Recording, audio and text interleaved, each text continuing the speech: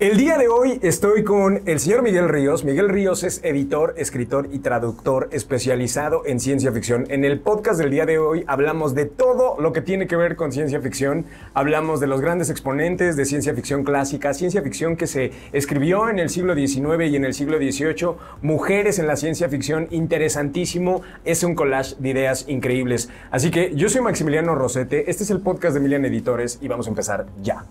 Un libro no solo es un objeto convencional en el que se deposita un determinado discurso. Un libro es un ser susceptible de amor para quien lo posee. Una portada entusiasma, una capitular seduce y el ritmo de la tipografía propicia la permanencia del amor. Querido amigo, ¿cómo estás? Muy bien, muy bien. Verte, qué chido que te diste la vuelta hasta acá. Qué honor, güey. Qué cátedra de ciencia ficción me has dado estos días. Ha sido poca madre. ¿Qué dice el mundo de la traducción? Bueno, pues el mundo de la traducción, pues lo que dice ahorita es inteligencia artificial. La verdad es que ha avanzado muchísimo desde 2019 aproximadamente. O sea, empezó una revolución muy importante y ha cambiado mucho la industria realmente. ¿De la traducción? De la traducción, sí. O sea, ¿se está haciendo traducción con inteligencia artificial? Sí, claro. Sí, con los modelos neurales y ya los entrenas con tus memorias y todo y Estaría chido hablar de eso, ¿no? Porque ¿qué tanto has entrenado tú inteligencias artificiales para otro día? Sí, claro. Le claro. echamos montón a eso. Pues bueno, vamos a hablar hoy de ciencia ficción y yo les quiero platicar que yo había leído ciencia ficción, ya sabes, los clásicos, Bradbury, Aldous Huxley, George Orwell, más porque son clásicos de la literatura, o sea, no es como tal que el género me interesara leer. Pero un buen amigo mío me recomendó un día a Ted Chiang y me dijo, güey, si quieres así leer algo chido de ciencia ficción, léete a Ted Chiang. Tomé una edición que publicó Sexto Piso, que son varios cuentitos, y hay 2 cuentos y uno que está en otra colección que me voló la cabeza. O sea, ¿qué pedo con el señor Ted Chiang? Qué cosa tan interesante. Pero antes de brincarle para allá, me gustaría que pues arrancáramos desde el inicio, ¿no? Desde tu punto de vista, ¿qué es la ciencia ficción? ¿En dónde empieza? ¿En dónde termina? Ok. Bueno, mira, hay muchas definiciones de ciencia ficción. Incluso se llega a definir como, bueno, ciencia ficción es lo que los libreros o los editores dicen que es ciencia ficción, ¿no? Pero en realidad sí hay una serie de características que definen al género, ¿no? Que lo diferencian de otros que pueden ser parecidos, que pueden tener. Hay un escritor que se llama, Charles Sheffield. Ajá. No estoy seguro si todavía está vivo. Y bueno, él tiene una definición que a mí me gusta mucho. Él dice que, bueno, que si tú consideras que la ciencia es un continente y la fantasía es el mar que está alrededor de ese continente, entonces la ciencia ficción está en las playas y en las aguas costeras de ese continente, ¿no? ¿Esto qué quiere decir? Que, bueno, la ciencia ficción es un género literario o cinematográfico en el que las historias están basadas en la ciencia, pero tienen unos elementos especulativos y de imaginación, ¿no? Están en la orillita, ¿no? O sea, si tú te metes mucho al continente, estás haciendo ficción sobre ciencia, ¿no? Que no es ciencia ficción. O sea, y si te metes mucho hacia el agua, lo que estás haciendo es fantasía, ¿no? Aunque estés usando términos científicos y cosas así que parecen, o tecnología, etcétera. Si estás hablando de un robot o de un viaje al espacio y todo, no es necesario, o sea, puede ser fantasía. Por ejemplo, Star Wars, en mi opinión, es fantasía, es más fantasía porque, por ejemplo, cuando habla del motivador del astrobot o algo así, o del hiperimpulsor, no explica desde un punto de vista tecnológico o científico qué hacen esos aparatos, ¿no? Es nada más como el... Digo, que a mí me encanta, ¿no? A mí que yo soy súper fan, o sea, no quiere decir que sea mejor o peor. Solamente es como solamente es como que lo que lo divide, ¿no? Platicábamos sobre el extrañamiento cognitivo. El extrañamiento cognitivo. ¿Qué es eso? El extrañamiento cognitivo es un concepto de un académico, Darko Subin se llama.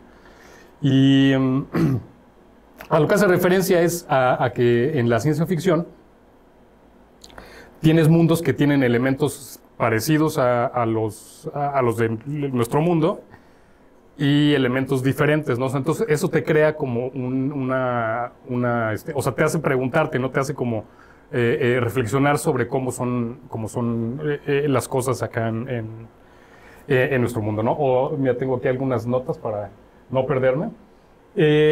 Bueno, esto genera una reflexión crítica, ¿no? Desde hay otro concepto que ahorita vamos a ver que es más como emocional. Entonces, mira, para hablar con ejemplos, está El hombre del castillo, por ejemplo. Okay. ¿No? Es una novela de Philip K. Dick. Hicieron serie. El hombre del castillo. El hombre del castillo. El hombre en el castillo. El hombre ¿no? en el castillo.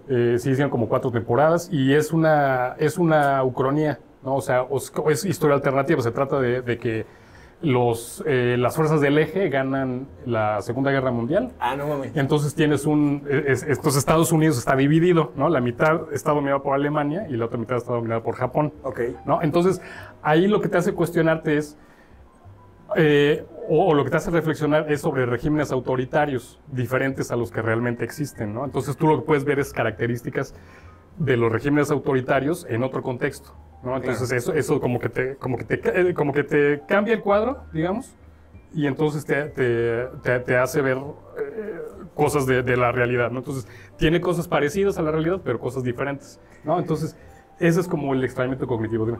Sí, porque bueno, el señor Charles Sheffield se murió en 2002, falleció en 2002. Okay. Era físico y bueno, Isaac Asimov era biólogo. Y bueno, hay como esta corriente, ¿no? De ser científico y a partir de la ciencia construir ficciones para tener un pensamiento, como un análisis más crítico, ¿no? Pero ¿qué pasa, por ejemplo, voy a poner peso pesado aquí, cuando alguien está planteando un problema a partir de una opinión política, específicamente como George Orwell, que en 1984, pues bueno, no es como tal una ciencia aplicada como tal, sino más bien es como un punto de vista ideológico. ¿También entra en el sentido de ser ciencia ficción? Sí.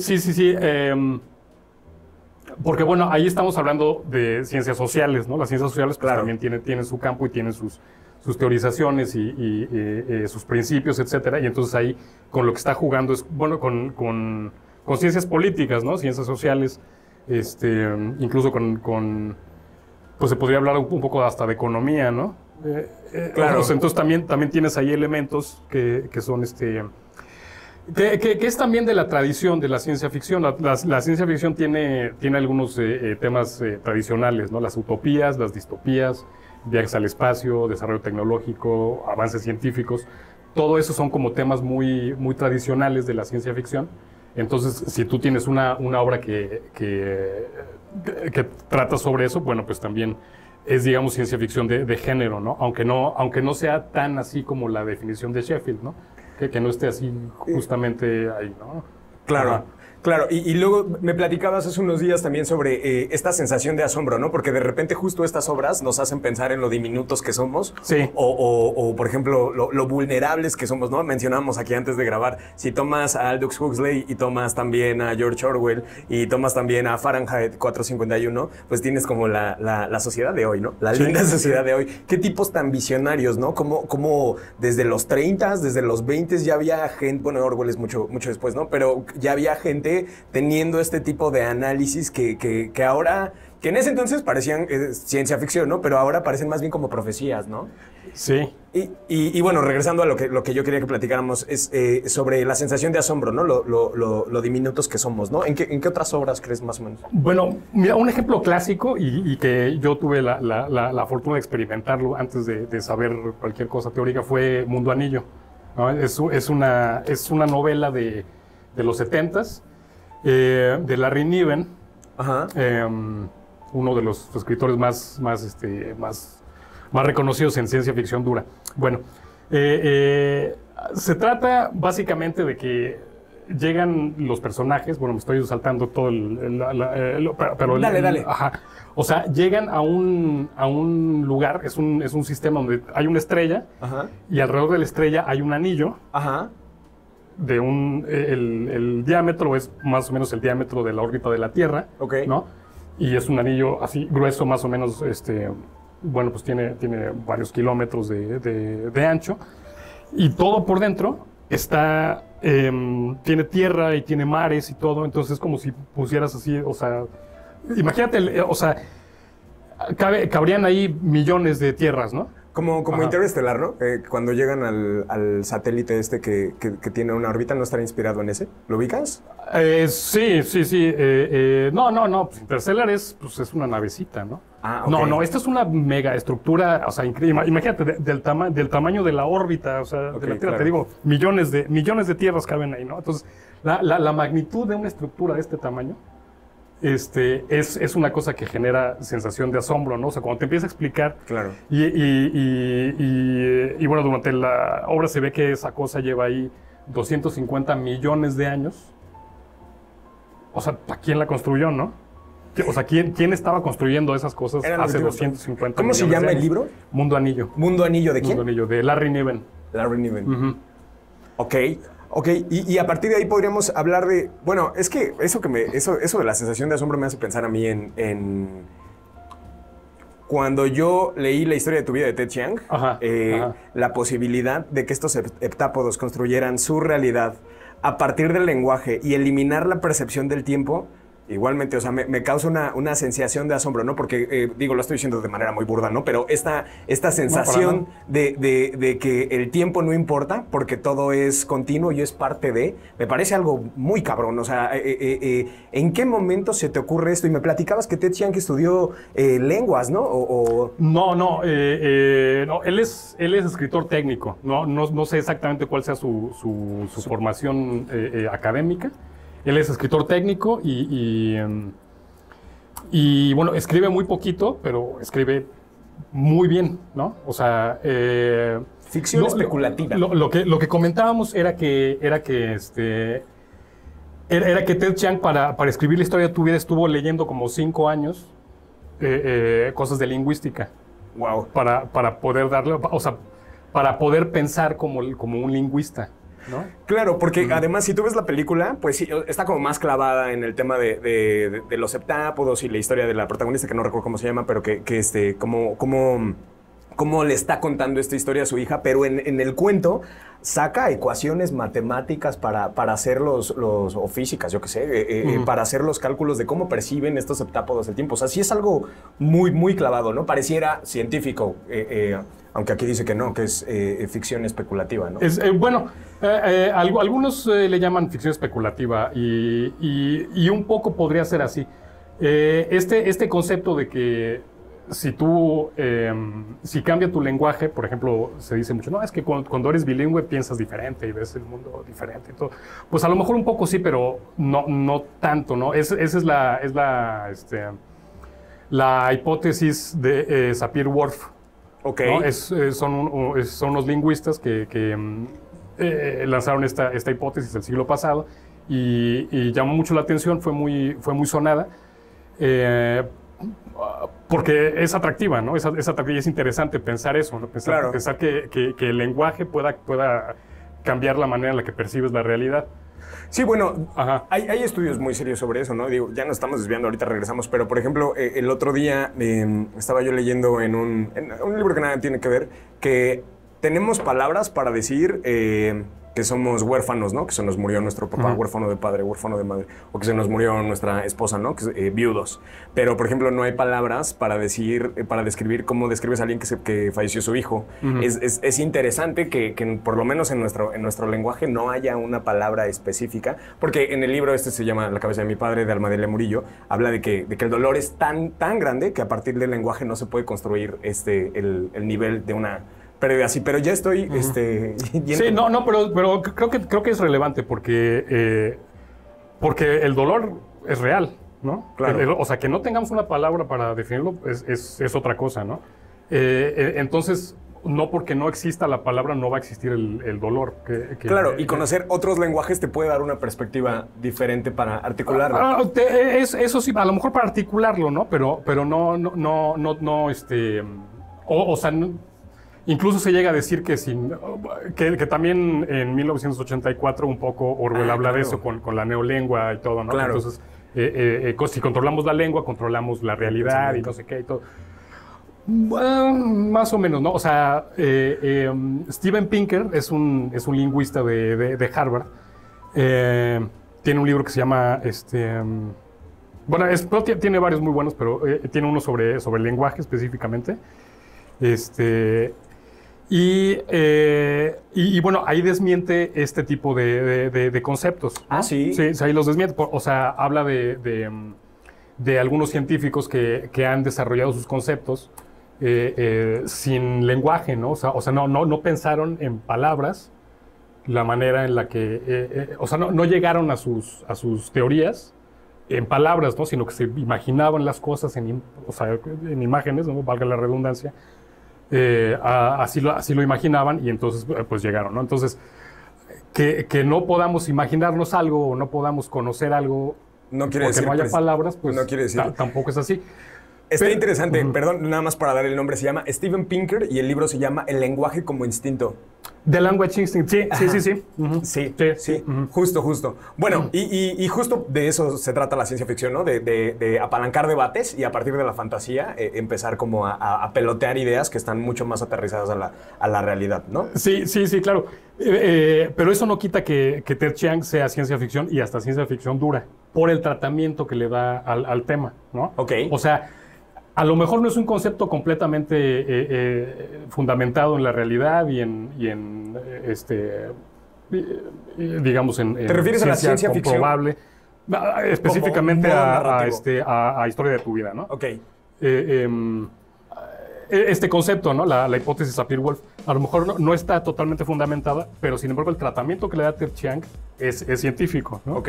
Hay otra... A mí, mi historia favorita de Ted Chiang es 72 letras, ¿no? Entonces ahí habla de golems y habla de la nomenclatura divina y unas cosas, habla de un concepto de biología que es el de la prefiguración, ¿no? Ok. Que se supone que en la semilla ya está...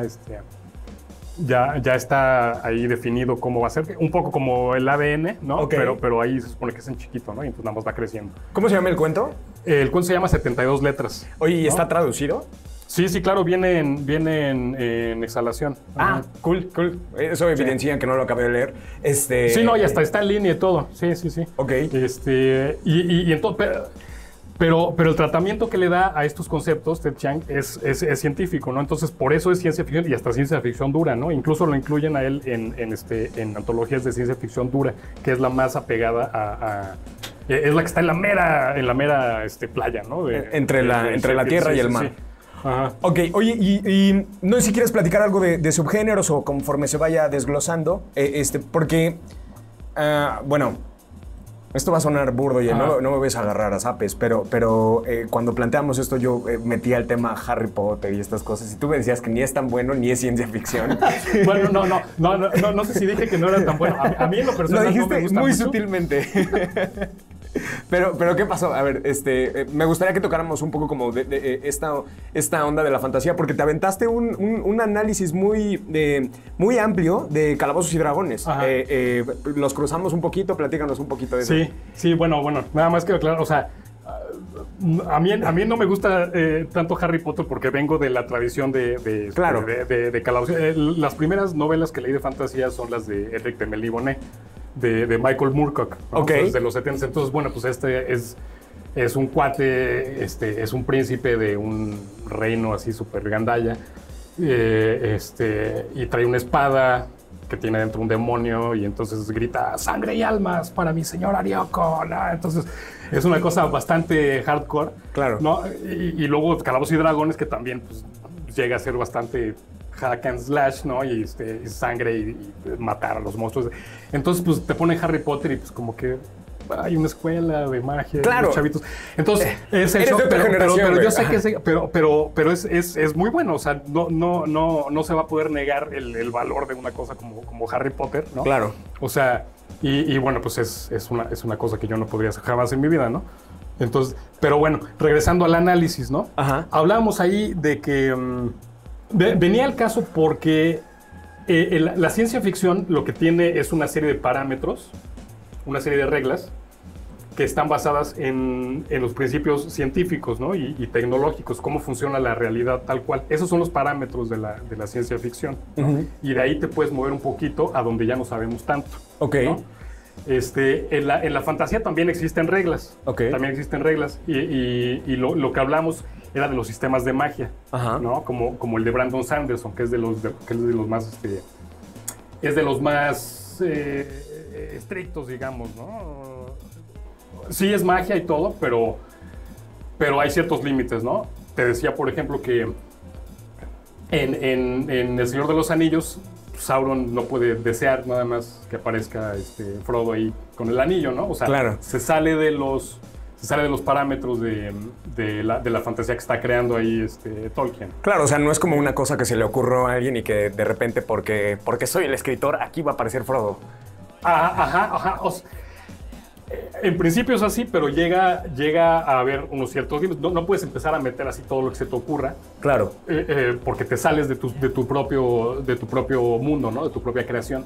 Ya. Entonces, en Calabozos y Dragones está súper regulado, ¿no? La manera en la que funciona la magia, porque es un juego, ¿no? Entonces, pues, si estás jugando, no puedes decir simplemente, no, pues, deseo que se muera Max, ¿no? O le echo una bola de fuego de 40 dados de 10 de daño, ¿no? A mí me gustaría que platicaras cómo funciona el juego de Calabozos y Dragones, porque lo más cerca que he estado ahí y luego llegan así gente respetuosamente de tu generación o más grandes, me dicen, ese chamaco baboso, ¿qué vas a ver? Pero la verdad, lo más cerca que he estado de Calabozos y Dragones es Stranger Things. Y me parecía un juego soso, bobo, pero me explicabas, o sea, que nos expliques para los que no hemos jugado nunca Calabozos y Dragones, cómo funciona. O sea, vas aprendiendo juegos, vas tirando dados y Sí, tú creas un personaje. Eliges si va a ser elfo, va a ser enano, va a ser humano, lo que sea.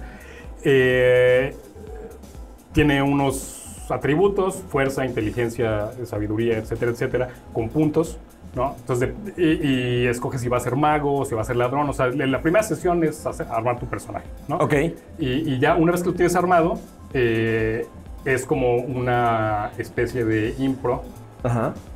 Donde hay un narrador, Ajá. el Dungeon Master, ¿no? Que Ajá. creo que o el ñoño Master, ¿no? Como decían mi ex, ¿no?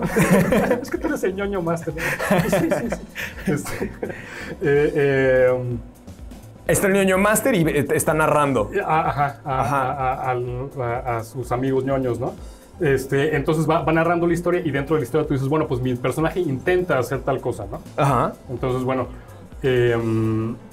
entonces a través de los dados ya tú sabes si tu acción resultó o no resultó, ¿no? O sea, por ejemplo, quieres brincar un precipicio de 4 metros, ¿no? Entonces, pues tira contra tu destreza, ¿no? Ok. Entonces ya tiras un dado de 20. Y ese resultado se compara contra tus capacidades. Contra tus atributos, ajá. Por eso está el cliché de que el ñoño es el tipo que llega a la tienda de cómics y dice, mira, es un hechicero nivel 6, ¿no? O cosas así. Ya entendí. Sí, vas subiendo de nivel cada que matas un monstruo o usas bien una de tus habilidades, tú vas ganando experiencia. Una cierta cantidad de puntos de experiencia, entonces ya subes de nivel, entonces tienes más habilidades. Ya. Bueno, o sea, por ejemplo, tienes más hechizos, ¿no? Si eres mago, ya en vez de tener 3 hechizos al día, tienes 4, ¿no? Claro. Y ya puedes echar hechizos de nivel, de nivel 3 o... Ya. Oye, y bueno, ya regresando a la ciencia ficción, a veces la gente cree que, bueno, es un debate del que hablábamos mucho. ¿Lovecraft es ciencia ficción? ¿No es ciencia ficción? Recuerdo que tenías por ahí un ejemplo interesante entre Aliens y Masacre en Texas. ¿Qué nos puedes decir de eso? Ajá. Bueno, en cuanto a Lovecraft, pues sí de repente sale la duda, ¿no? ¿Es ciencia ficción o no? Tiene elementos de ciencia ficción. Tiene algunos elementos de ciencia ficción. Por ejemplo, el cuento El color que cayó del espacio. Ok. Es un cuento pues, que tal cual habla de una cosa que llegó del espacio y empieza como a contaminar todo. y así. Entonces es un planteamiento totalmente ciencia ficcional. Ok. ¿No? Los primigenios no son como dioses o no son como los Valar de Tolkien o algo así, sino que son extraterrestres, ¿no? Entonces todos esos planteamientos son ciencia ficcionales. Pero el tratamiento que le da Lovecraft es más hacia el terror, ¿no? Entonces, bueno, Lovecraft es Lovecraft, ¿no?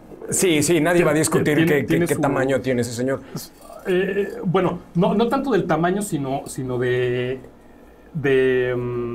las características muy particulares que tiene su literatura, ¿no? Ajá. El horror cósmico. Okay. Entonces, este género tiene elementos de fantasía, tiene elementos de ciencia ficción y tiene elementos de horror. Ok. ¿No? Entonces dirías, ¿eso no es ciencia ficción? A veces. Okay. A veces sí es ciencia ficción, a veces no. Ok. ¿No? Algunos cuentos sí, otros no. Hay uno, no me acuerdo cómo se llama ahorita, pero... O sea, es más como una cosa de forma que de fondo, por a veces. Ajá. ¿No? ¿Lovecraft o la ciencia ficción? La ciencia ficción en general. Sí, incluso se llega a hablar de que la ciencia ficción no es tanto un género, sino un modo de escritura. Ok. ¿No? Es como la manera en la que narras algo, ¿no? O algunos elementos que le pones. Está, por supuesto, esta parte que hablamos, ¿no? Si tiene extrañamiento cognitivo y si tiene sensación de asombro, si tiene elementos de tecnología, elementos de ciencia, pues ya como que vas ahí armando. Pero puede ser horror, ¿no? O sea, puede ser horror en modo ciencia ficción, como Alien. Okay. ¿No? Alien es una historia completamente de terror. Ajá. Empieza a aparecer el monstruo poquito a poquito y hasta que hay una confrontación final, y esa es la estructura que tiene cualquier historia de horror. Okay. Sin embargo, está en un contexto de ciencia ficción, ¿no? Entonces, por eso es como el modo, ¿no? Porque van descubriendo el alien y tiene cierta forma y se va, y dependiendo de qué pase, puede pasar una cosa u otra, y entonces esta forma en la que es tratado este personaje es ficticio, pero parece científico, ¿no? Ok. Es que otro elemento también que caracteriza la ciencia ficción es que es el eje narrativo o el eje dramático de la historia, ¿no? Las cosas que pueden pasar o que no pueden pasar, o los personajes incluso, están regidos dentro de estos parámetros de ciencia y tecnología, ¿no? Dentro de estos principios. Está, por ejemplo, tengo un ejemplo reciente, Andy Weir, Project Hail Mary, Proyecto Hail Mary. Pues aquí lo tengo. Aquí me lo, ¿Te lo trajiste? Me lo traje. Ok. Qué lindo. New York Times Bestsellers. Miren, tiene su camisita. Está lindo. ¿Y qué onda con este? Bueno, Andy Weir es de lo más duro que hay de ciencia ficción actualmente. Ajá. Y lo es desde el principio. Este libro empieza con un cuate que de repente está dormido, de repente se despierta y aparece en un cuarto sin ventanas y no sabe que tiene ventanas porque no puede ni abrir los ojos, y nada más hay una voz que le pregunta ¿cuánto es 2 más 2? Están balbuceando, ¿no?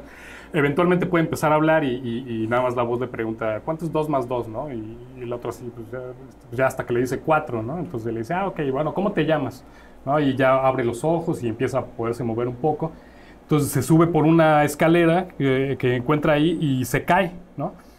Pero entonces se pega muy fuerte, entonces dice, ¿qué onda, no?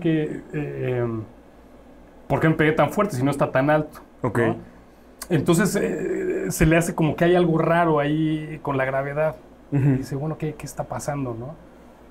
Entonces hay una mesa y encuentra una cinta métrica y entonces mide la altura de la mesa, a ver, 91 centímetros, y agarra un tubo de ensayo y lo tira con un cronómetro, mide cuánto tarda en caer y entonces dice, pues sí es cierto, esta gravedad no es 9.2 metros por segundo al cuadrado, como debería ser en la Tierra, ¿no? Entonces o no, o sea, eran como 15, ¿no? O sea, mayor a la gravedad terrestre, ¿no? Entonces, o estoy en el espacio en una centrífuga, o estoy en la Tierra en una centrífuga también, porque no hay nada que pueda alterar la gravedad, ¿no? ¡Wow, qué chingón! Ajá.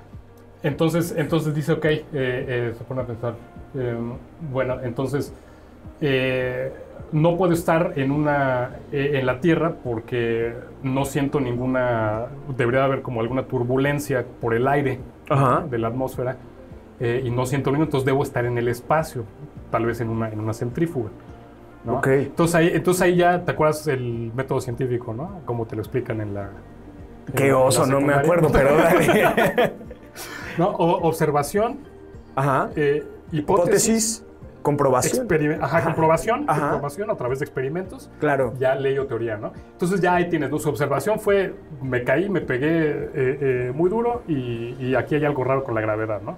Entonces mi hipótesis es que aquí la gravedad no es la normal, ¿no? Hace su experimento midiendo y dejando caer el tubo de ensayo. Entonces comprueba entonces que sí hay algo raro. Entonces ya dice, ok. Entonces... entonces hace más experimentos, ya finalmente ya como tiene más movilidad, se sube al piso de arriba, empieza a ver unos aparatos de laboratorio y unas cosas.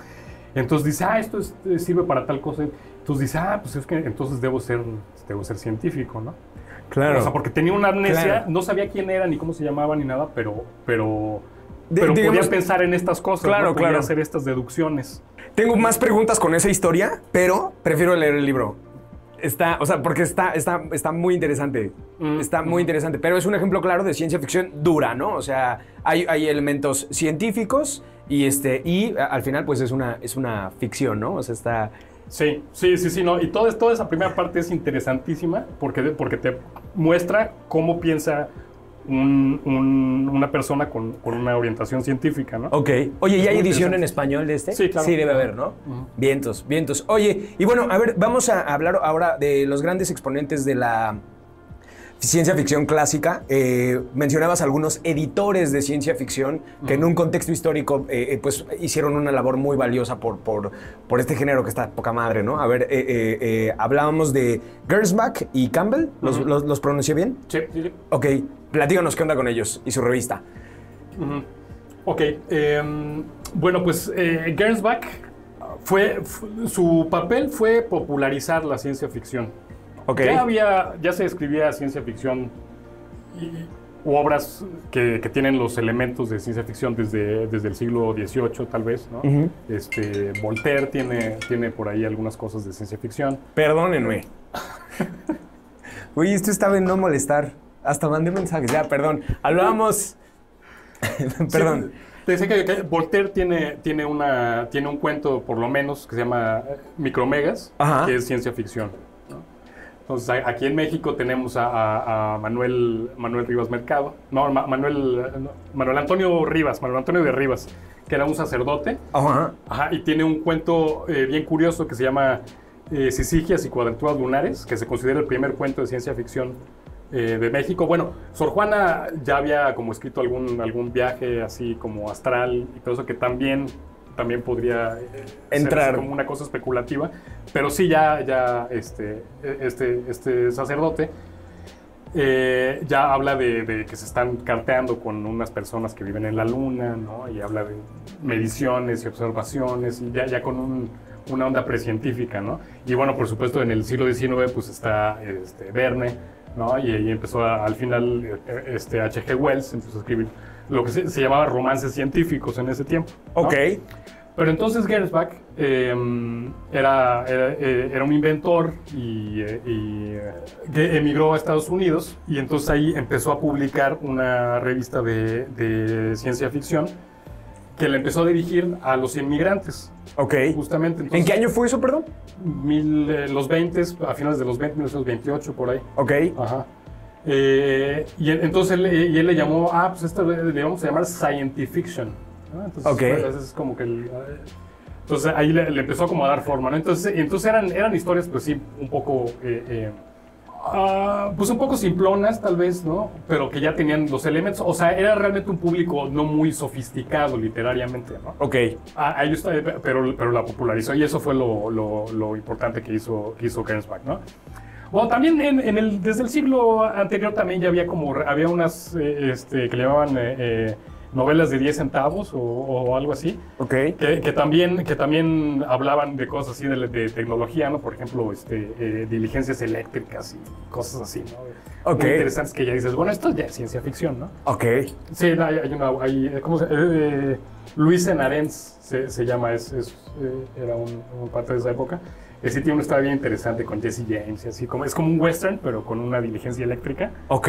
Achulada, ¿no? Suena chingón. Sí, muy divertido, pero sí realmente no es muy sofisticado, ¿no? Desde un punto de vista Claro, porque literario. era más como como entretenimiento, ¿no? O sea, no era como tal que hubiera esta intención de voy a construir y voy a estudiar esta ciencia para construir una ficción, sino más bien era entretenimiento. Me platicabas que esa revista tenía una orientación más encaminada hacia migrantes, hacia jóvenes, etcétera, etcétera, ¿no? Ujú. ¿Y cómo les fue? ¿Qué pasó después? Bueno, fue bastante popular y después empezaron a salir más revistas del tipo. Perdón, esa pausa se la debemos al calentamiento global. Qué pinche calor está haciendo. Pero no pasa nada. Estábamos hablando de Gernsback y Campbell como editores, como pioneros de la popularización de la ciencia ficción en estos mercados, pues más, no tan científicos, ¿no? No tan pues hay que decirlo, ¿no? La neta es que los libros siempre han estado como enfocados más en clases altas, pero estos dos editores hacen el empuje con estas revistas para acercar la literatura de ciencia ficción a quien le interese, ¿no? Es que esto se pronuncia, cabrón. Evgeny Zamyatin, que es un autor ruso y que publicó por allá de los 20, de los 30, un libro que se llama Nosotros, que no sé si se debe, te platicaba yo, que no sé si se debe a la traducción, porque se traduce del ruso al español. Y se parece mucho a 1984. Igual es la historia de un mundo distópico en el que los humanos perdimos nuestros nombres por el sistema. Neta, se los recomiendo mucho, nada más que sí es dura. Y el protagonista se llama D503. Y ahí hay una historia interesante de cómo él se empieza a cuestionar, pues, qué pedo con el sistema, ¿no? Qué pedo con la realidad que está viviendo. Pero lo interesante es que se publicó mucho antes de 1984 y sí se parece mucho a 1984. ¿No? También nos ibas a platicar un poquito de Isaac Asimov y de Heinlein, que ellos, ¿qué tal? ¿En qué época publicaron? Sí, bueno, ellos empezaron a publicar con Campbell. Ah, ok. En la revista Astounding, ¿no? Es muy interesante todo eso porque realmente fue lo que definió el género. Mira, aquí traigo también este. Este es un libro que se publicó en 2018, me parece. El autor es Alec Neval Ali. Y entonces te habla de toda la historia de esta época de la ciencia ficción, que se le llama la época dorada. Ok. ¿No? Porque fue cuando fue así como que, o sea, ya con Gernsback empezó ya como a popularizarse, ¿no? Pero ya con Campbell y con la revista Astounding ya empezó como pum, ¿no? Empezó a conocerse muchísimo más y empezaron a salir un montón de autores. Entre ellos Asimov. Okay. Asimov lo descubrió Campbell. Ah, órale. Era lector de estas revistas, leía la revista de Gernsback, Amazing Stories of Science Fiction, ¿no? Y leía Astounding y le escribía a Campbell, ¿no? Porque también eso hicieron mucho tanto Gernsback como Campbell. Escribía, o sea, tenían su sección para cartas de los lectores, entonces eso fue generando una comunidad también alrededor de la ciencia ficción, que eso sigue hasta ahora, ¿no? Realmente a diferencia de muchos otros géneros, como que tiene una comunidad que se reconoce entre sí, ¿no? O sea, como que el fandom de la ciencia ficción es duro, ¿no? Se va así, como que es como una tribu, ¿no? Y empezó por esto, por la apertura que tenían a las cartas de los lectores, estos dos editores, ¿no? Entonces, bueno, Asimov también empezó ahí a mandar sus primeras historias. Creo que la primera la publicó con Gernsback, ¿no? Como a los 17 años, una cosa así, ¿no? Ok. Que era una revista como un poco más como para chavitos, ¿no? Ok.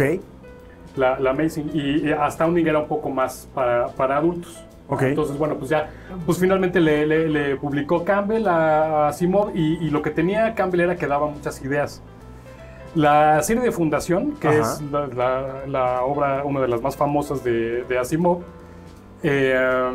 las ideas son de Campbell. ¿De qué va Fundación para quién? Fundación, la premisa es que hay un científico, un matemático, que descubre un método que le llama psicohistoria, que es para predecir el comportamiento futuro de las masas. No el comportamiento individual, sino el comportamiento general de pueblos. Y bueno, pues ya esto ya ocurre en un contexto ya donde hay una civilización extendida por toda la galaxia, ¿no? Ok.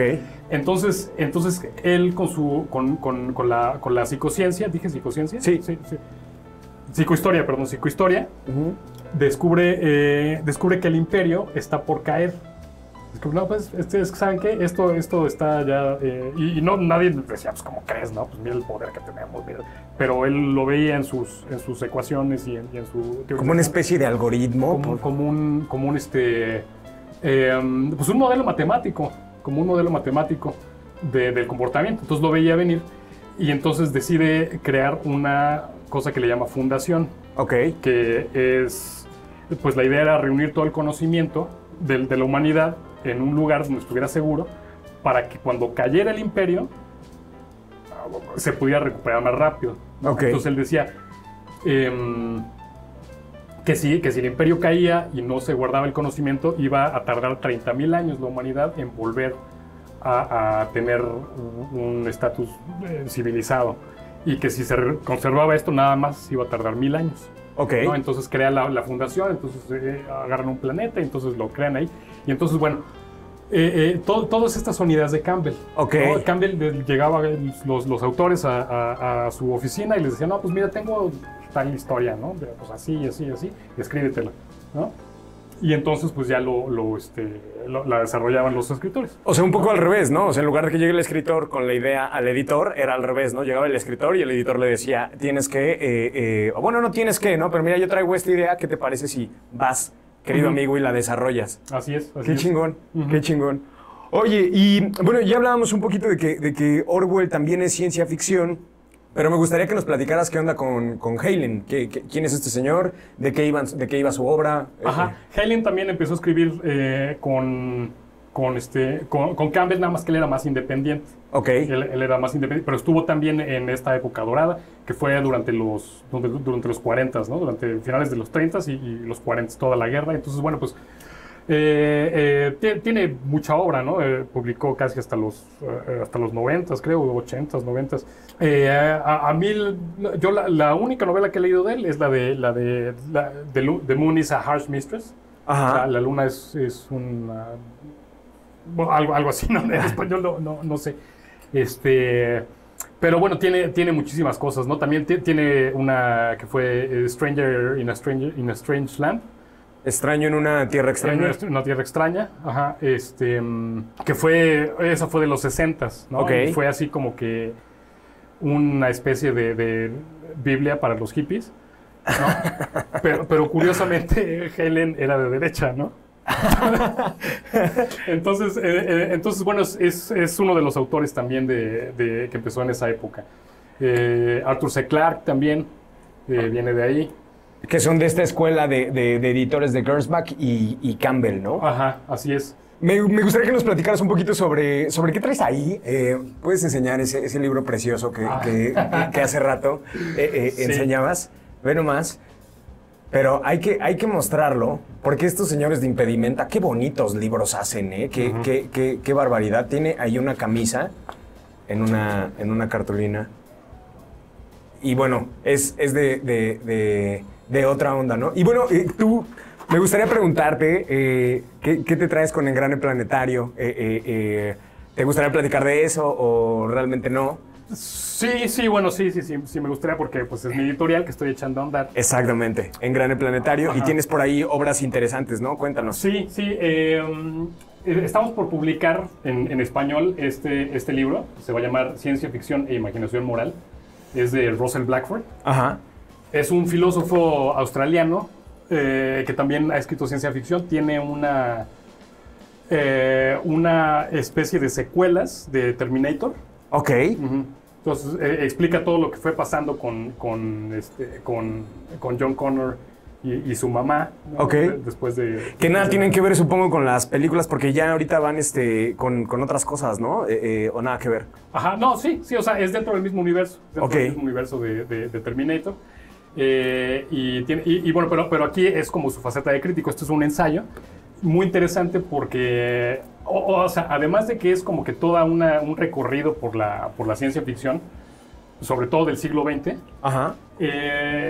tiene esta, la de este giro de explicar cómo es que la ciencia ficción te sirve para explorar dilemas morales, dilemas filosóficos. Claro, ¿no? que es un poco lo que hace Ray Bradbury, Correcto, George Orwell, Sí, Aldous sí, Huxley. y muchos autores, porque se presta mucho la ciencia ficción para hacer este tipo de análisis. Claro.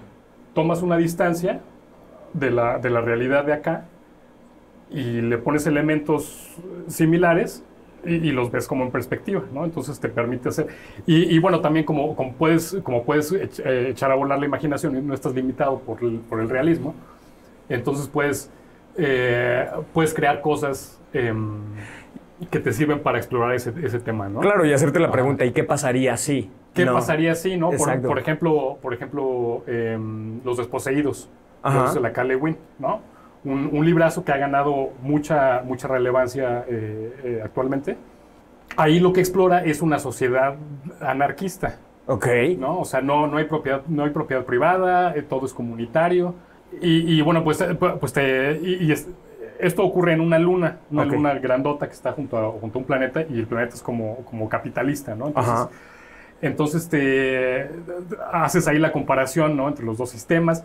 Y entonces le permite a Ursula K. Le Guin imaginar cómo sería una sociedad de ese tipo.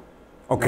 ¿No? Y es muy interesante porque ¿De qué año es esa...? Es del 70 y tantos. Ya en el 70 y tantos había gente comparando la anarquía y el capitalismo. Qué interesante. Sí. Y hay otros mucho antes. que por ejemplo, Bernard Winch, que él lo que hace es sociedades anárquicas, ¿no? Ajá. Perdón, como anarcocapitalistas, ¿no? Entonces es muy interesante, ¿no? O sea, imaginarte las cosas de esa manera y ver qué dilemas morales puede haber, ¿no? Y lo que te da sobre todo es como una manera de leer más interesante, como que le encuentras más cosas a las obras, ¿no? Claro. Más allá de lo que hablábamos de la sensación de asombro, el extrañamiento cognitivo, ¿no? Esta dimensión moral De las obras de estas personas. Oye, y cuéntame una cosa, ¿de estas hay ediciones en español? De este no, ¿verdad? De este no.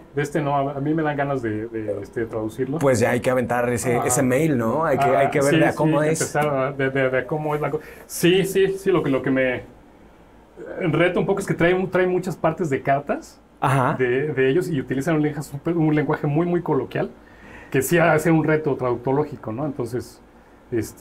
digo, no le saco, pero sí digo sí, porque Millian Editores ¿no? y Engrane Planetario deberían de unir fuerzas para hacer eso, y le damos el formato de impedimenta, ¿no? Este de acá, que en serio, no sé si pudieras regalarme un zoom aquí, porque la textura de esta cartulina es algo de verdad fino.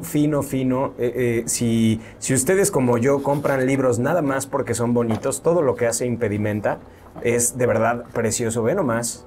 Hasta parece pasta dura de lo bien hechicito que está esto. Ya no le voy a meter los dedos porque no quiero que me pongas un zape. Pero deberíamos hacer algo así, hermano. Sí, la verdad es que hasta mi hijo de 6 años lo vio y me dijo, mira qué padre. Bueno, sí. ¿Y qué onda con esto? Stanislam, el vacío perfecto, ¿este de qué va? Bueno, es un ejercicio literario muy interesante. Son reseñas de obras que no existen, ¿no? Un poco como Borges Claro. en el análisis de la obra de Herbert Quinn. Ok, claro. Algo así, ¿no? Y entonces, o sea... Es como si la ficción tomara otra dimensión, ¿no? Analizar algo que no existe. Sí, ¿no? Y aparte para plantear ideas con las que el autor te está tomando el pelo, ¿no? O sea, es como un crítico que no está criticando desde cómo es él, sino, o sea, como que exagera algunas posiciones. Ajá. Y entonces te da ahí una opinión que realmente no es la suya. ¿Y cómo se lee? Se lee A como... veces sí. Claro, ¿no? claro. Ajá. ¿Y cómo se lee? ¿Se lee como pedante o como irónico? No, puta, súper, pero una ironía muy fina. Claro. Muy fina que o sea, por ejemplo, tiene uno que, uno de los libros que reseña, ¿cómo se llama ese? Se trata de, básicamente, unos Gruppenführer Luis XVI, ¿no? Ajá. Se trata de unos nazis que se van a Argentina Ajá. con un montón de dinero, y entonces uno de ellos era fanático de las novelas de la época de Luis XVI, Ajá. y entonces le ocurre crear un reino ahí en la selva, y entonces te va diciendo, no, sí, entonces llegan y encuentran unas ruinas que probablemente construyeron los aztecas hace 1200 años, ¿no? Entonces, sí, güey. Claro, ¿no? claro, Entonces claro. ahí te va metiendo esas cosas que o sea, está choreando, está cabuleando, está divirtiéndose, ¿no? Y es muy interesante, pero el libro se va poniendo más serio hacia el final, ¿no? Hay una en la que de plano te dice, ¿sabes qué? Pues es que Dios no te quiere, ¿no? Y te lo demuestra de una manera que dices...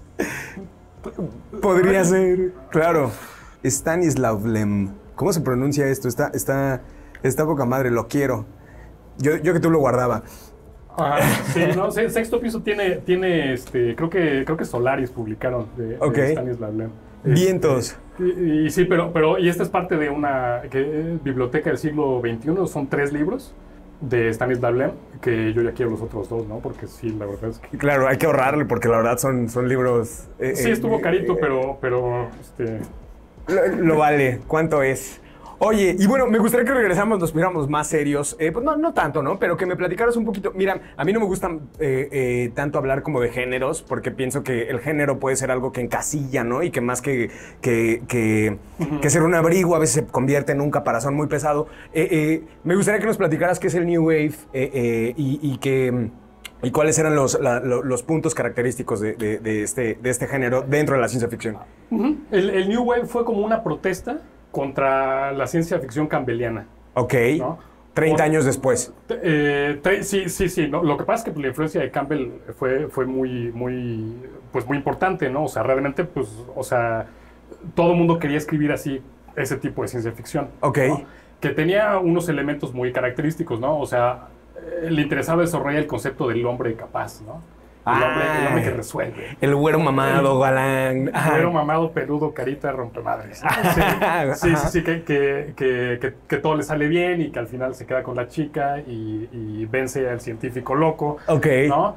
Malvado. Claro, que ahorita parecen como ideas muy baladí, ¿no? O sea, como... Sí, y por eso hasta la fecha la gente todavía tiene la idea de que la ciencia ficción es así, ¿no? Y que toda la ciencia ficción es así. Claro. Cuando para nada, ¿no? Para nada. Y te digo, ya desde los 60s, con el New Wave, ya empezaron como a ponerse mucho más sofisticados. Que no quiere decir que en la era de Campbell no hubiera cosas muy profundas que te hicieran reflexionar y todo, claro. ¿no? O sea, pero sí, indudablemente, en el New Wave como que ya agarra otra dimensión, ¿no? Con Ballard, con Brian Aldiss. Ok. Que ya empiezan a explorar ya más cuestiones psicológicas, ¿no? O sea, se meten como, o sea... ¿Dirías que empieza a ver como personajes más decadentes o más, más complejos a nivel sí. psicológico y ya no era el güero mamado, sino más bien este personaje flaco y enclenque? Sí, personajes a los que no les sale todo bien, ¿no? Claro, a los que no terminan...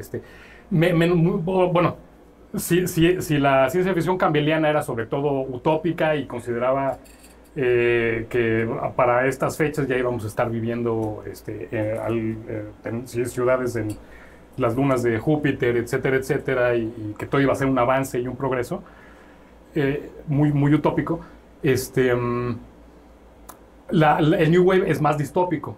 Okay. Es mucho más distópico, más enfocado, te digo, al análisis de los personajes. Los personajes cobran mayor importancia.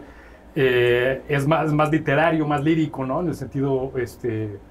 Y me decías que incluso es catastrofista, ¿no? O sea que Oye, a ver, y por ejemplo, si tuvieras que recomendarle a alguien 3 libros de la ciencia ficción campbelliana, ¿qué le darías así como para que, pum, sumérgete en esto?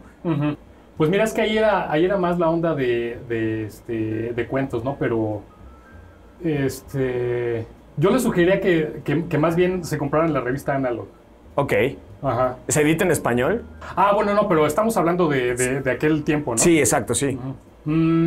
Ya te puse en aprietos, amigo. Sí, para decir así como libros específicos. O autores que investigar. Más bien por autores, por autores, pues Heinlein, ¿no? Heinlein.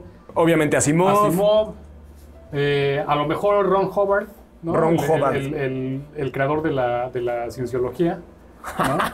Sí, claro. Era escritor de ciencia ficción y era bueno. Claro. Era bueno. O sea, como que con esos autores te puedes dar una idea. Y es que son más cuentos, ¿no? Y están ahí publicados y están libres, ¿no? Entonces es mejor irte por autores, ¿no? ¿Y en el New Wave? ¿Qué recomendarías en el New Wave?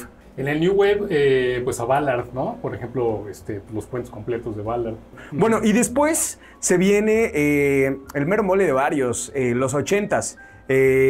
Distópico a ojos de ellos, pero más realistas. ¿Estoy entendiendo bien? En los 80s, pues ya más bien pasamos al cyberpunk. Al cyberpunk, ok. Y bueno, que también en cierta manera era una protesta contra la utopía que planteaban Campbell y ellos, ¿no? Ok. Pero no tan catastrofista como el New Wave, ¿no? Porque sí, es ciertamente distópico el cyberpunk, pero el mundo sigue, ¿no? O sea, el mundo sigue. Es una sociedad opresiva y todo, pues Blade Runner, ¿no? Por ejemplo. Ok.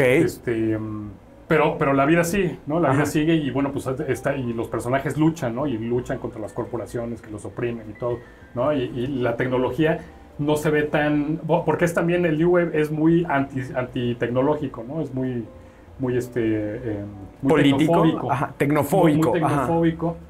Y bueno, y el cyberpunk no. El cyberpunk pues utiliza la tecnología, ¿no? Y bueno, pues no se ve como algo intrínsecamente malo, ¿no? Que nos va a... Sí, ya hay como estos androides que ya son aliados de los personajes principales o inclusive los androides como protagonistas, ¿no? Como, no sé si entra ahí Lucy. Lucy es tengo entendido que primero fue un anime y luego fue película que protagonizó Scarlett Johansson. ¿No te acuerdas? No lo conozco. Ya. Sí, no lo vi. Ya, pero ya me acordé de algo que puedes leer de New Wave. Ajá. Visiones peligrosas. Ok. ¿No? Es de la época. Ok. ¿De quién es Visiones peligrosas? Visiones peligrosas es una antología editada por Harlan Ellison. Son tres libros de Este ya se ve viejito, güey. Sí, es que ya no se está editando actualmente, por lo menos no en español. Ok. ¿No? Este está interesante que tiene un hot stamping y no está laminado. Y además ya se ve bien hongueadito el papel. Lindo. De hecho, ni siquiera... Bueno, no sé si le taparon el código de barras. Vamos a taparle el precio. Está lindo. Aquí, pues bueno, le llaman visiones peligrosas porque pues la idea era hacer cosas diferentes a las que se estaban haciendo, ¿no? Entonces, pues ya hoy en día ya no son tan peligrosas, ¿no? Porque pues ya pues ha cambiado mucho, ¿no? Entonces, el cyberpunk, yo la verdad, dentro de mi infinita ignorancia, yo pensaba que era como una corriente nueva, pero dices que no, ¿no? O sea, que se publica cyberpunk desde los 80s. Sí, se publicó sobre todo en los 80s, ajá. William Gibson, ¿no? Con Neuromancer. ¿Y ese de qué va? Bueno, pues mira, la verdad es que no lo leí porque no me gustó. Ok. O sea, lo empecé a leer porque es demasiado barroco. Ok. ¿No? Entonces, de repente, así como que metía un montón de cosas y yo así como que... Es de esos libros que no terminas porque simplemente no atraparon, ¿no? Sí, exacto. Como que se me hizo demasiado, ¿no? Demasiado cargado y con demasiados conceptos, demasiados neologismos y cosas así como que no es lo mío. A mí me gusta entender bien lo que estoy leyendo, ¿no? Claro. Pero, sin embargo, Quemando Cromo, que es una antología de William Gibson que trae también con otros autores, con Silverberg y otros de ellos. Esa sí me gustó, esa es de cuentos, entonces para mi gusto está más interesante, ¿no? Te preguntaba yo que traes un proyecto muy interesante sobre publicar autores de ciencia ficción de los 90s, pero antes me gustaría que me platicaras qué pasaba en los 90s con la ciencia ficción. Bueno, en los 90 se siguió publicando Cyberpunk. Ajá. Y luego post-Cyberpunk, que era como una pequeña evolución del Cyberpunk, ¿no? Era menos oscuro, ¿no? Como que ya más incorporando, ya menos político, en el sentido de que ya no era tanto estar peleando contra el sistema, ¿no? Sino ya como que los personajes ya son un poco más, van un poco más incorporados al sistema. De hecho, aquí en este trae un cuento de de Bruce Sterling. Bruce Sterling. Ajá. Bicycle Repairman. Ok. El reparador de bicicletas. Ok. ¿Y de qué va? Sí, y entonces, bueno, ese se trata, pues justamente, es como un reparador de bicicletas que un cuate suyo le entrega una información así súper secreta y entonces llega un agente del gobierno a tratar de robárselo, pero pues entonces la atrapa, ¿no? Ok. Y entonces ya... y ahí se va dando la historia, ¿no? Y entonces lo interesante aquí es que al final se hacen amigos y cómo plantea el gobierno, ¿no? Porque no lo plantea así como una organización oscura de gente súper mala que nada más te quiere joder y nada más te quiere explotar al pobre pueblo, ¿no? Ajá. Sino que pues son pues, gente que la caga, ¿no? Y que tiene Tiene sus pedos. Tiene buenas intenciones, pero pues de repente no le salen bien las cosas y todo, ¿no? Una visión pues más realista, ¿no? Claro. Más realista, Claro. menos incluso conspiranoica, ¿no? Porque al final de cuentas, pues la gente que está en el gobierno y los grandes magnates multimillonarios y Elon Musk y todo, pues es gente, ¿no? Es gente que pues tiene hijos y mucho más poder y mucha más visibilidad para evidenciar sus errores, ¿no? Sí, y que atrae pues el resentimiento y la envidia, ¿no? Y el conflicto con la autoridad, todo eso lo proyectamos en las figuras como esas, ¿no? Y bueno, yo no creo que la realidad sea así tan maligna, ¿no? Que realmente nos quieren nada más estar. Claro, como si de repente ellos dijeran, vamos a controlarlos y vamos a hacer... Sí, como que de repente pensamos... Un poco, ¿no? Me imagino sí, que no quieren perder su poder, ¿no? Pero no de una manera tan maquiavélica, ¿no? O tan bien organizada como lo hacen en la ciencia ficción, ¿no? Porque de repente en la ciencia ficción hay un plan muy bien orquestado para controlar... Y seguro, dudo mucho que en la realidad sea así, por lo menos no en los gobiernos del tercer mundo, ¿no?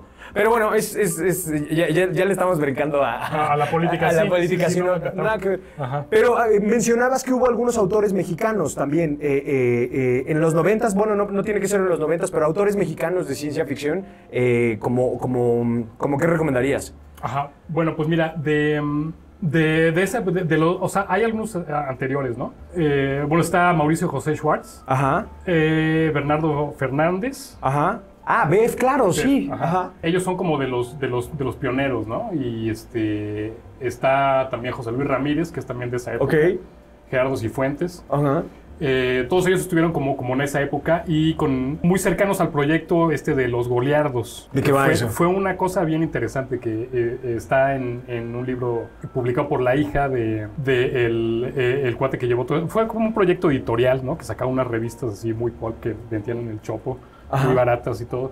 Y hacían como festivales de música y leían poesía. Una cosa que debe haber estado muy padre, pero no, como que nunca... En los 90s. En los 90s y principios de este siglo, ¿no? Y entonces Aura García Junco, que es la hija del Goliardo mayor, acaba de publicar un libro donde habla de todo eso, ¿no? Habla de su relación con el papá y todo, pero pues ahí te enteras de cómo es muy interesante, ¿no? Para alguien que le gusta la ciencia ficción. Ok. Recomendable. Y bueno, entonces ellos fueron, ¿no? Y luego creo que hubo como que se aletargó un poco el género. Y después como en 2018, 2019, pum, como que otra vez empezó a surgir. Era lo que te iba a preguntar ahorita, ¿qué te parece que se está publicando que está interesante en ciencia ficción? Ajá. Yo creo que la autora más renombrada que más merece la pena es Gabriela Damián. Ok. Para mi gusto. Hay otras, ¿no? Hay otras. Y Gabriela Damián, ¿qué es lo que... algún libro en especial que Sí, recomiendes? tiene, Danos una primicia. La canción detrás de todas las cosas. La canción detrás de todas las cosas. Ajá. Ese lo publicó hace un par de años. Apenas ahorita sacó una antología que me parece, se tradujo al inglés, se acaba de traducir al inglés. O más bien creo que como antología se publicó ya en inglés. Ajá. ¿Y de qué va? Dormirán en el jardín es el cuento que lleva, digamos, la batuta de esa antología, pero trae más cuentos de ella. Este cuento en particular trata sobre... Mira, no te lo voy a adelantar mucho, pero trata sobre los feminicidios. Trata de un lugar en el que ya se recuerda, vaya, a las mujeres que murieron. Ajá. De una manera muy, muy especial y muy emotiva, ¿no? Y a través de la tecnología, por supuesto, ¿no? Entonces, es como un museo en el futuro para recordar esta época en la que están existiendo todos los feminicidios, en una época en la que ya no hay feminicidios. O sea, el libro es... es un cuento. Perdón, es un cuento. ¿Cómo se llama otra vez? Dormirán en el jardín. ¿Dormirán en el jardín? No sé si lo estoy diciendo bien, pero... Pero a ver, más fácil. La autora se llama... Gabriela Damián. Gabriela Damián, y escribió un cuento que se llama Dormirán en el jardín, o algo así, y que se trata de como una especie de homenaje en el futuro que se le hace a las víctimas de feminicidio en esta época. Correcto. Suena cabroncísimo. En el futuro. Suena muy cabrón. Suena muy cabrón. Y eso me lleva justo a preguntarte otra cosa, porque ha sido un repaso mayoritariamente masculino, ¿no? Y cuando planeamos este podcast me decías que había que hubo un movimiento feminista de ciencia ficción en los 70s. Algunas autoras que recomiendes que son importantes en el género. Sí, mira, y de hecho hay un libro muy recomendable, una antología que publicó Almadía apenas. Ajá. Se llama Mundos Alternos. Ok. En realidad es el primer tomo de esa antología. Ok. Porque son 25, entonces ahorita publicaron como 12 o 13. Por ahí. Nada más. Nada más ahí. La autora es Lisa Jacek. Ok. Editora. La editora, sí, la editora. Y bueno, pues trae cuentos de esa época, ¿no? De autoras de esa época.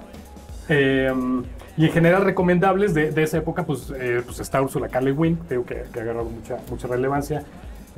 Octavia Butler, ¿no? Ok. Joanna Ross. Son autoras de esta época. De Joanna Ross me parece que hay un cuento ahí en Mundos Alternos. Y me decías que una de ellas era esposa de Charles Sheffield, ¿o no? ¿O me estoy equivocando? Sí, Nancy Kress, pero ella es más de los 90s. Ok. Sí, porque como siempre hay mujeres detrás de hombres brillantes, ¿no, güey? Sí, bueno, y publicaban desde la época de Campbell, ¿no? Claro. Incluso Joanna Ross lo menciona en la introducción de la antología. Ajá. Que más o menos un 15% de la gente que publica, 15 o 30%, no me acuerdo bien, de la gente que publicaba en esas revistas eran mujeres, ¿no? Claro. Entonces, o sea, sí es cierto que pues es así como una literatura más como de chicos, ¿no? O ha sido una literatura más de chicos. Ok. A lo mejor es el contexto, ¿no? Lo que parece que así sea. Sí, y es natural, mira, porque a los hombres les interesan en general más las cosas y a las mujeres les interesan más las relaciones. O los contextos, ¿no? Ajá, sí, como que las mujeres tienen una visión más holística, ¿no? Y el hombre quiere lograr, somos ¿no? más... Queremos resolver. Queremos resolver, exactamente. Ajá. Y también pues por cómo era la sociedad, ¿no? O sea, claro. Pues sí es cierto que publicaban menos mujeres, pero pues no tanto porque hubiera más una bien discriminación dentro de la ciencia ficción. Que Campbell era bastante misógino y seguro racista, y era un tipo bastante... También Helen, ¿no? Dices que también era de ultraderecha. Helen terminó siendo bastante reaccionario, sí. Ajá. Sí, como que hubo un cambio, era así más abierto de joven, pero se fue haciendo más reaccionario conforme creció. Pero bueno, pues, o sea, si las mujeres apenas estaban empezando a integrarse al mercado laboral y a las profesiones técnicas, ¿no? A las ingenierías, a las ciencias, pues era natural que hubiera Claro. mujeres que escribieran ciencia. Pero según lo que me estás diciendo, y me gustaría repetir, ¿dormirán en el jardín de quién es? De Gabriela Damián. Gabriela Damián. Sí, sí, sí. Y hay más, dígame. No te estoy escuchando. Sí, no, y hay más porque no me quiero quedar sin mencionar, porque hay mucha gente que está escribiendo ahorita, ¿no? Damián Neri, José Luis Ramírez sigue escribiendo, Gerardo Cifuentes también. José Luis Zárate, no hay que dejar de mencionarlo porque también es de los grandes precursores. Ok. ¿Quién más? Rafael Tiburcio. Wow. También a mí me gusta mucho. Rafael Tiburcio tiene unas Y cosas todos padres. ellos son de los 90s para acá. No. Estos últimos que estoy mencionando. Bueno, o sea, Zárate todavía es de acá, de la escuela de los 90, ¿no? Ajá. Pero, bueno, Gabriela Damián pues desde el 2009 empezó a publicar cosas y ella ya trae trayectoria, ¿no? Claro. Andrea Chapela, ¿no? También, pero a ver, o sea, Chapela, Neri. Wow. Son llamadas más recientes, ¿no? De aquí de México y en Latinoamérica pues también hay otros, ¿no? Ramiro Sanchís, ¿no? Me encanta, es un uruguayo. Ok. Muy bueno, ¿cómo se llama esta mujer? Rita Indiana. Ok.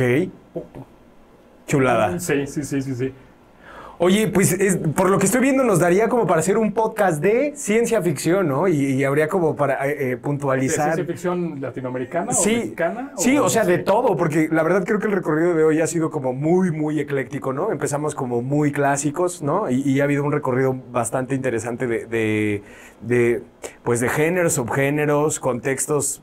Sí, claro. Por eso de repente pues, me preguntas, así conozco los autores, pero pues es que pues, hay tantos que, pues bueno, pues es que ¿por qué no has leído una novela de Aldis, no? Claro, sí, que se deje no. caer el hate, en los comentarios. Sí. La verdad es que creo que pues después de esta charla me doy cuenta de que como todos los días hay tanto que leer, güey, no, me voy a morir, güey, va a haber muchas cosas pendientes por leer. No sé si te gustaría agregar algo más. ¿Quieres platicarnos del steampunk? Cuéntame. El steampunk es ciencia ficción ambientada en la era victoriana, ¿no? En el siglo XIX.